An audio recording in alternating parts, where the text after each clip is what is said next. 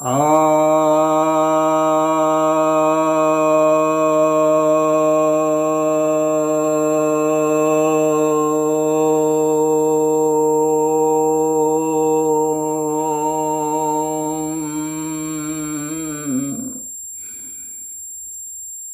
भक्तजनों को सप्रेम नमन।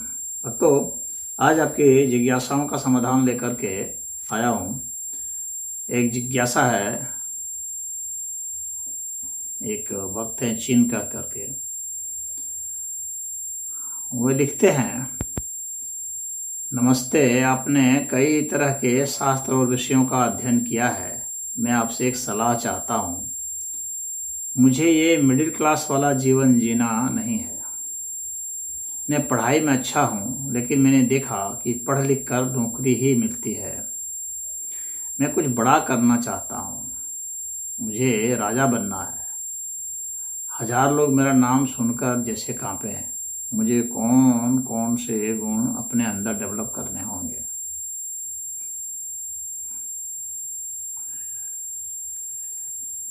ये राजा बनना चाहते हैं, लेकिन राजा का जमाना तो रहा नहीं अब।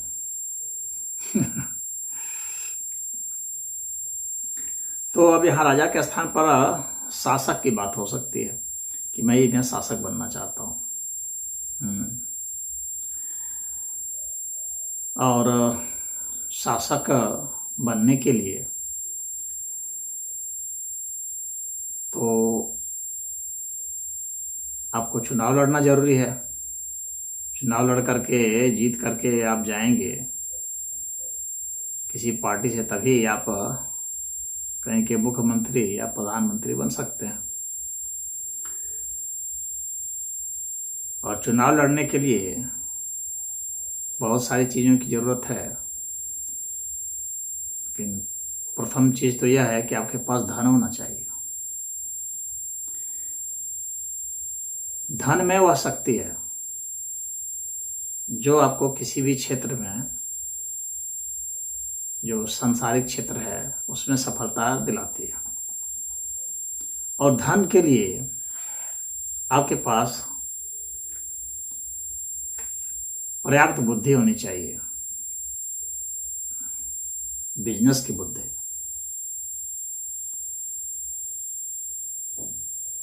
तो यदि आप पढ़ने में अच्छे हैं तो बिजनेस की पढ़ाई पढ़ें, कानून की पढ़ाई पढ़ें उसके साथ। और आपके पास कुछ नए आइडिया होने चाहिए। जब आपके पास धन आ जाएगा तभी आप यह खेल कर सकते हैं। बहुत लोग ऐसे होते हैं जो पार्टी पे घुस जाते हैं और उसमें सेवा करते हैं कार्यकर्ता के रूप में। उनको भी कभी साथ मिल जाता है अगर वे काफ़ी उच्च विचार कर रहे और तेज तर्रार रहे। उच्च विचार का मतलब आदर्श विचार की बात नहीं कर रहा हूँ, तेज तर्रार, जो कि शक्ति को प्रबंधित करता हो, शक्ति के प्रबंधन में जिसकी भूमिका हो। यानी यदि आपके पास धन नहीं है तो आपके पीछे धन अवश्य होना चाहिए। यानी आपके पीछे धन लगाने वाले होने चाहिए। आपकी यारी उनसे होनी चाहिए जो आपके पीछे धन लगा सकते हो। और वे धन तभी लगाएंगे जब उनसे आपको कुछ उम्मीदें हो। यानी जब आप उनके हिसाब से चलेंगे, उनके अनुसार जब आप चलेंगे तो ही वे धन लगाएंगे। और बिजनेसमैन सदैव उनके पीछे ही धन लगाता है जिससे उसका बिजनेस आगे बढ़ सके। यानी आप एक ब्रोकर एजेंट बनेंगे, एक दलाल, तो आप उसमें आगे बढ़ सकेंगे।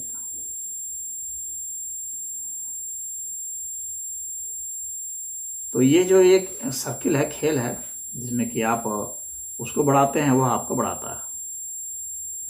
कितने लोग ऐसे हैं जो बहुत पार्टियों में जाकर के बहुत सेवा करते हैं, लेकिन बेचारे कार्यकर्ता ही रह जाते हैं, उन्हें मौका नहीं मिलता, क्योंकि वे सोचते हैं सेवा के ऊपर मौका मिल जाएगा। नहीं, ऐसा नहीं होता है।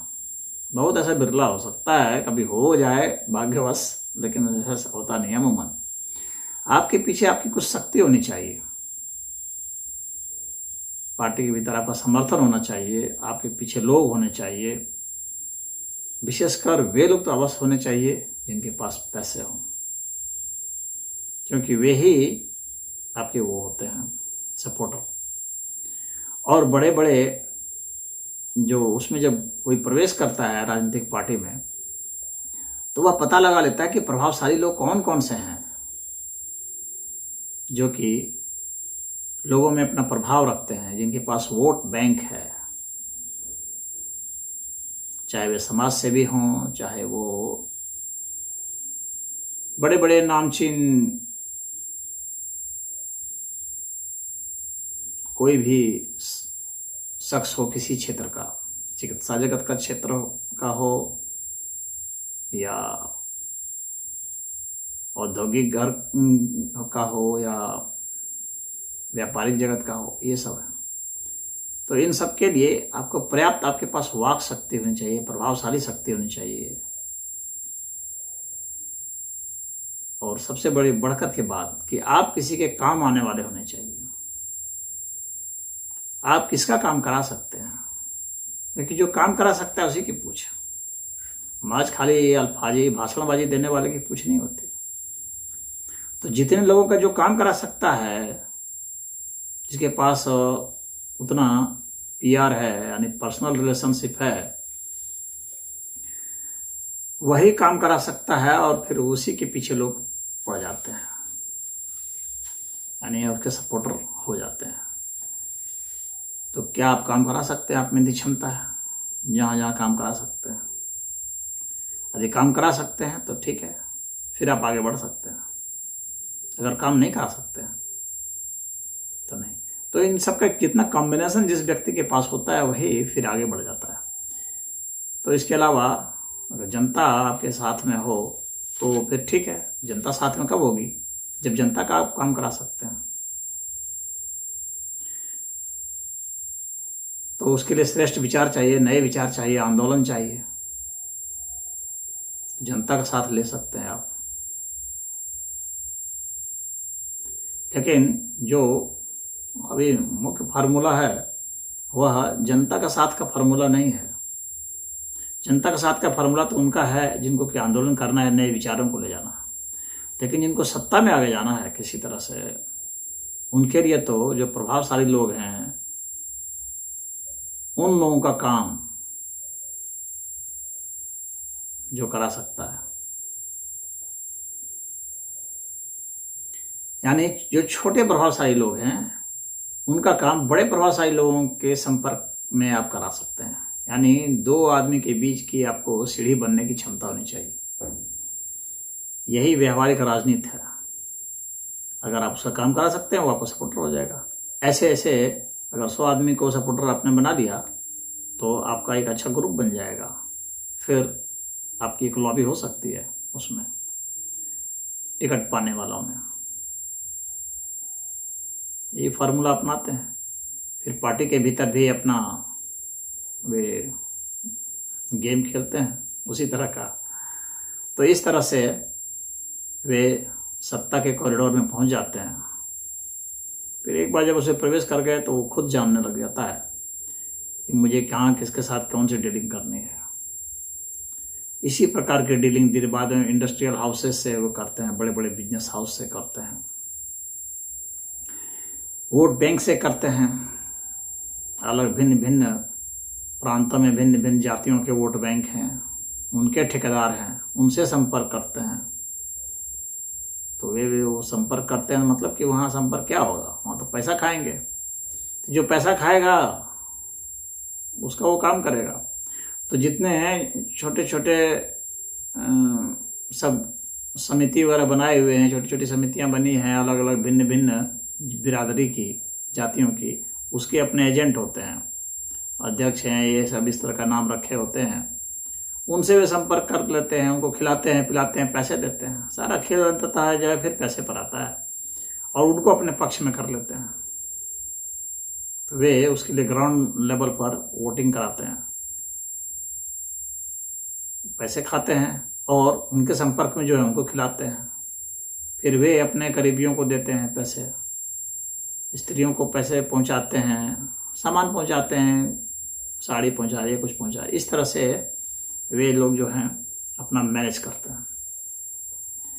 ले दे करके आप देखेंगे तो इसमें दो भूमिका आपको मुख्य नजर आएगी। एक तो वह जो कि सीधा पैसा दे सकता है, जिसके पास इतना पैसा है। दूसरा वह जो पैसे वाले ग्रुप को पकड़ लिया है, जो उसके पीछे हैं, और वे लोग पीछे तभी पड़ेंगे जब आप उनका काम करा सकते हैं।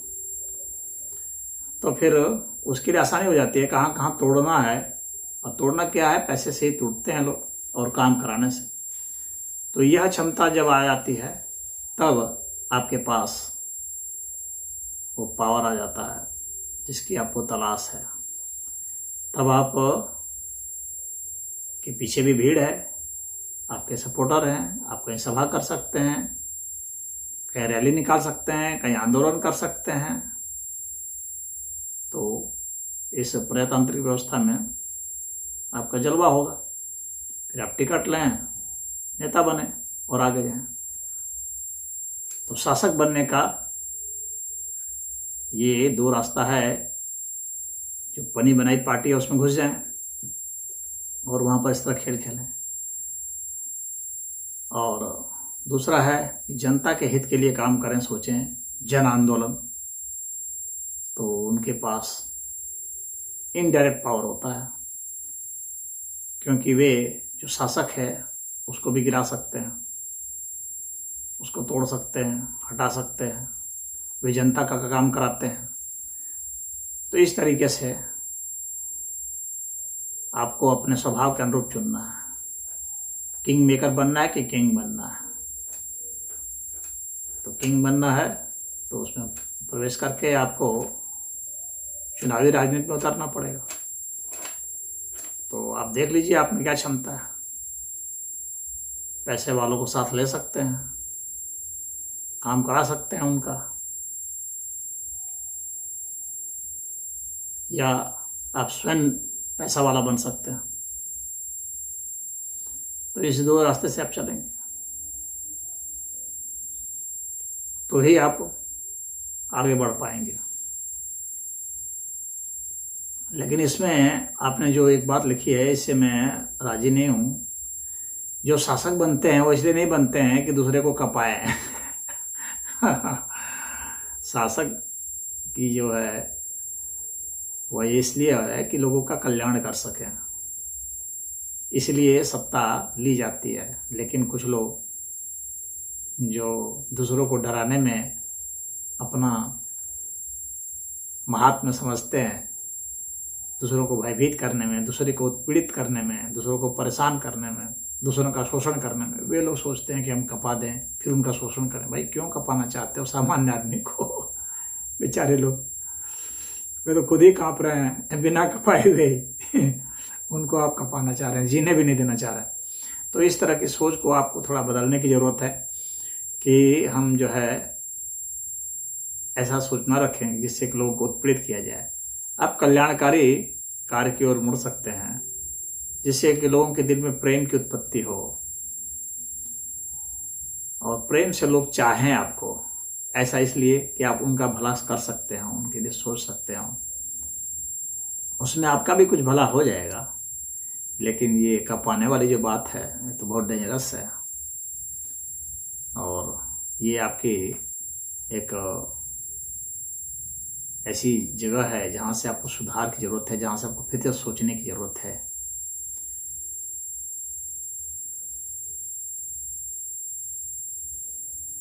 तो मैं इतना ही चाहूँगा। और कुछ लोग जो हैं जो पढ़ने लिखने में, आपने कहा कि पढ़ने लिखने से नौकरी मिल सकती है, हाँ सही है। पढ़ने लिखने से अगर आपका बहुत अच्छी नौकरी ले सकते हैं और उसके माध्यम से अगर आप इतना प्रभाव दिखला सकते हैं समाज में, कुछ IAS, IPS, IFS ऐसे अधिकारी होते हैं, जैसे कि मान लीजिए कि अभी हमारे जयशंकर जी हैं, तो वे अधिकारी थे लेकिन उनका इतना अच्छा प्रभाव था, इतना उन्होंने काम किया था कि वैसे जो है चुन लिए गए, विदेश मंत्री बन गए। तो आप प्रशासनिक अधिकारी बन करके भी, पढ़ लिख करके आप प्रशासनिक अधिकारी बन सकते हैं, जज बन सकते हैं। तो उसके माध्यम से भी आप कर सकते हैं, क्योंकि वो लंबा सफर होगा और जवानी में वह संभव नहीं होगा। अधेड़ा अवस्था या बुढ़ापे में ही संभव हो सकता है।